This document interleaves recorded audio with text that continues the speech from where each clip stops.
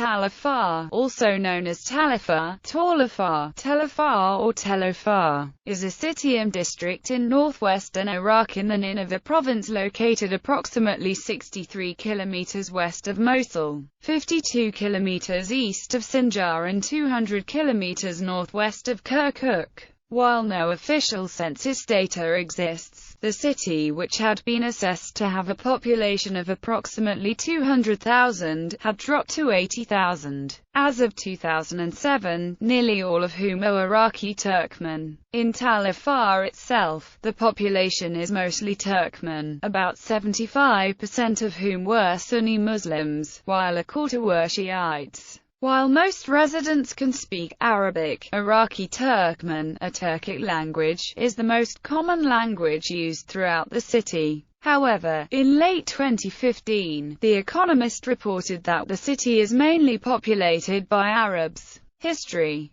10 kilometers southwest of the town of Tal Afar are the mounds of Yaram Tepe, which yielded remains from the Halafian culture from the Hassana, Halaf and Ubayd periods, between 7000 and 4500 BC. From perhaps the 25th century BC through to the 7th century AD, it was an integral part of Assyria. Tal Afar has been thought to be a city mentioned in the Bible, Tel-Assar or Tel-Azar, mentioned in 2 Kings chapter 19 verse 12 and in Isaiah chapter 37 verse 12 as a city inhabited by the children of Eden, which was at the time ruled by Sennacherib of Assyria. Austen Henry Layard visited Tal Afar and wrote about his experience there in several of his books. In Nineveh and its remains, published in 1867, Layard writes, after Hafiz Pasha's expedition in 1837, Tal Afar was occupied permanently by Turkish troops and started to be used as a base to control the movements of a number of the Yazidi tribes of eastern Sinjar. In the 1880s, Tal Afar became an administrative unit depending on the Sinjar Qadha, sometime during the Ottoman Empire. The Ottoman Turkish army founded the city as a sole military outpost constructed on top of a hill. Remains of the fortress can still be seen today. Also garrisoned at the fortress were Turkmen members of the Daludi tribe who, following the withdrawal of the Ottoman army, became the first civilian occupants of the town built around the fortress. After the fall of the Ottoman Empire, Tal Afar was included in Iraq. In 1920, Tal Afar was used as a base of operations for a planned revolt against the then-ruling British. Geography: Tal Afar is located at coordinate 36 degrees 23, n 42 degrees 27, e. According to map data, Tal Afar has a total area of 15 square kilometers. Tal Afar is located approximately 50 kilometers west of Mosul. Tal Afar is located approximately 60 kilometers east of the Iraqi-Syrian border. Tal Afar is located in the gap between the anticlines of Jabal Zambar to the southeast and Jebel Sassan to the northwest. The city is located in an open desert plain at the southern base of the Aedi Mountains. Much of the terrain surrounding the city is flat desert. A major east-west highway, which spans the Ninawa Governorate and intersects Iraq's main central north-south highway near Mosul, runs through the city. Tal Afar is organized into 18 neighborhoods or districts: Saad, Qadisiyah, Todeo, Sara, Mohalamin, Mad Loman, Yoruba, Wahada, Nida, Lot, Hassan Qoi, Mudhana, Qadra, Jazeera, Taliha, Kifa, Miline and Kala. Each neighborhood is able to maintain its identity due to the tribal nature of the city. Several dozen extended families living in close proximity will typically identify with one local sheikh who takes it upon himself to serve as steward of the neighborhood's citizens and liaison to the local government. The layout of the town consists of densely packed buildings often constructed so closely to each other that they share common load-bearing walls and supports. The city streets further physically define each neighborhood by separating it from other groups of buildings, since they cut through the town in irregular patterns.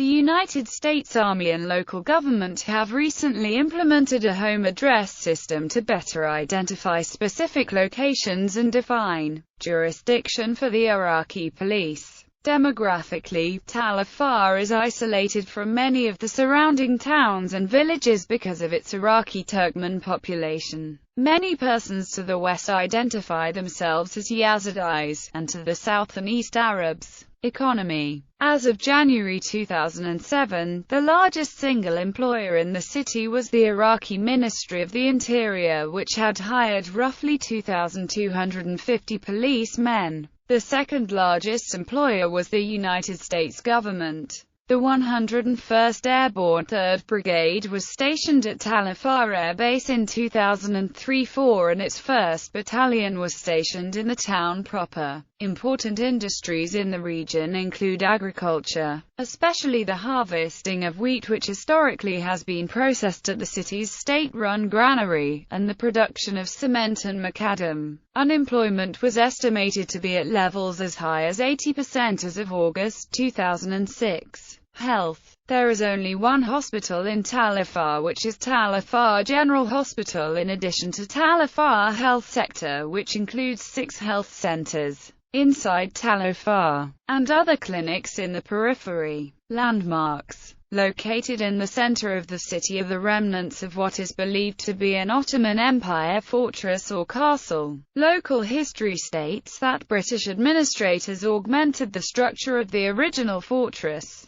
During the 2003 invasion of Iraq, the fortress was further augmented and made to house the city's mayoral, municipal, and police headquarters. The neighborhood including and surrounding the fortress is known as Kala or Castle. Culture and society. Many residents identify themselves as Iraqi Turkmen and share many similarities with Anatolian Turkish culture. Strong family ties exist between residents of the city and relatives in Turkey. Approximately 20 families live in the city whom identify themselves as Kurdish or Yazidi. Arab culture is also present, and many residents don traditional Arab dishes and checkered headscarves. Western-style clothing is also common. Cuisine found in the city is similar to meals prepared in Arab, Turkish culture, including unseasoned grilled lamb and beef, unleavened bread, rice, vegetable-based soups, and indigenous vegetables such as potatoes, tomatoes, raisins, and cucumbers.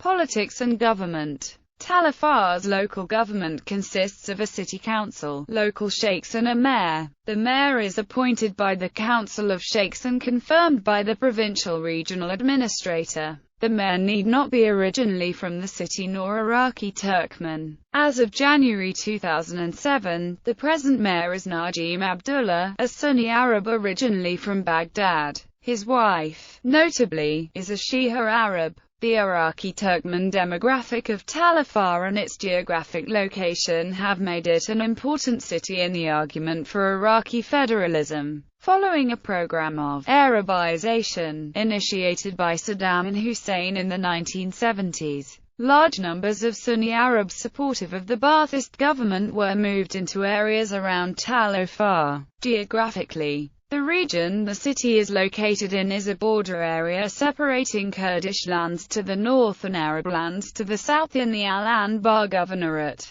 Role in the 2003 invasion of Iraq. During the Iraq War in 2003, insurgents used Tal Afar as a staging point for attacks. Operation Black Typhoon. On September 9, 2004, a major military operation was launched against Tal Afar by the 3rd Brigade, 2nd Infantry Division and Iraqi security forces. Fighting continued until September 12, 2004, where the government of Turkey claimed that the fighting had taken the lives of approximately 58 ethnic Turkmen civilians and demanded an end to military operations, at which time the civilians camped outside Tal Afar were allowed to return to their homes. American forces defeated the insurgents and left about 500 troops in the city. However, Iraqi authorities lost control of the city in May 2005, and insurgents began taking over again. Operation Restoring Rights in September 2005. Operation Restoring Rights was conducted in which approximately 5,000 soldiers from the 3rd Division of the Iraqi Security Force in conjunction with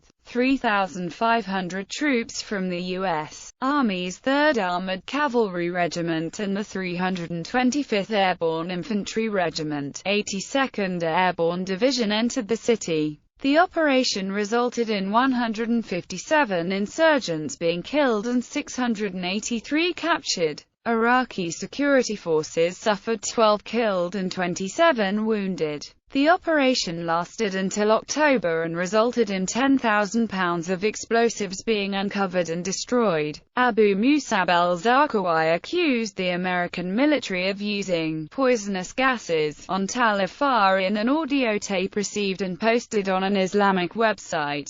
The United States denied using chemical weapons in Tal Afar, saying such reports were propaganda created by al-Zarqawi, and were false and without merit. There was an incident in which U.S. troops wore gas masks after discovering chlorine-based chemicals. The operation tested a new strategy of clear, hold, build, in which areas would be purged of insurgents and then occupied and then rebuilt to win support from local people before being handed over to the Iraqi security forces. An ambitious reconstruction effort was immediately implemented. New sewers were dug and the fronts of shops, destroyed in the assault, were replaced within weeks. Numerous police stations were built or rebuilt in the town by an Anglo-American construction team led by Hugh Thomas. In March 2006, U.S. President George W. Bush pointed to Tal Afar as a success story, where one could see the outlines of the Iraq we've been fighting for.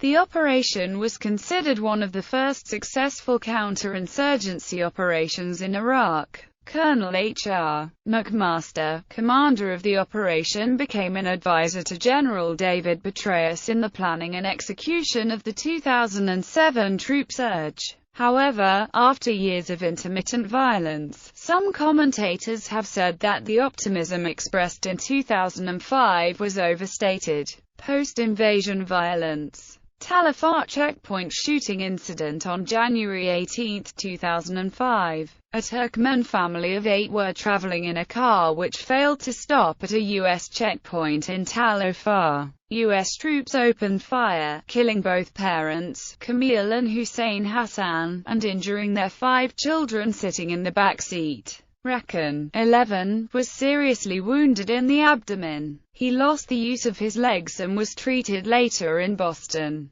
Getty Images photographer Chris Ondros, who was on the scene, took graphic pictures of the shooting and aftermath. Ondros won several awards for the still photos. Continuing violence. Tal Afar has also been the scene of sectarian violence between Shiite and Sunni Muslims. Before the invasion of Iraq, sectarian violence between Turkmens had not been a problem. Their shared cultural background had united Sunni and Shia Turkmens. Political mobilization in Tal Afar had until then been dominated by the Ba'ath Party, with no readily available movement to replace Saddam's Baathists. The collapse of the state disrupting everything from food to security and increasing distrust towards the Shia-dominated Iraqi government. Tensions started to arise. Grievances were stoked further when Sunni Islamists began to move into the town and Shia Iraqi security forces began purging Sunnis from the police force. In May 2005, clashes broke out between the two groups. In October 2006, a bombing in Tal Afar killed 14 people, of whom 10 were civilians and 4 Iraqi soldiers. An additional bombing, outside a car dealership, on November 24, 2006, killed at least 22 and wounded at least 26. On February 10, 2007, a suicide car bomber killed 1 Iraqi soldier and wounded 5 people, including 3 civilians, as it targeted an army checkpoint. On February 22, 2007, 4 people were killed, including a policeman and a 12-year-old boy, and 5 were wounded, including 2 policemen, when 2 booby-trapped houses detonated while police were searching homes. During the search, a policeman shot and killed a suspect and wounded 2 others. Police had already reported the death of 1 policeman. On March 24, 2007, a suicide bomber in a market in the town killed 8 people and wounded 10. On March 27, 2007, a truck bomb exploded in a market in a Shiite area. It was first reported to have killed 83 people, and wounded 183, but the Iraqi Interior Ministry later raised the death toll to 152 and said that 347 were wounded, which would make it the deadliest single strike since the war started. The explosion, for which a terrorist group linked to al-Qaeda claimed responsibility, led to reprisal shootings by Shiite policemen and others against Sunnis, in which between 47 and 70 men were killed. Several Shiite policemen were arrested for taking part in the shootings. On April 14, 2007, a sniper shot dead a woman.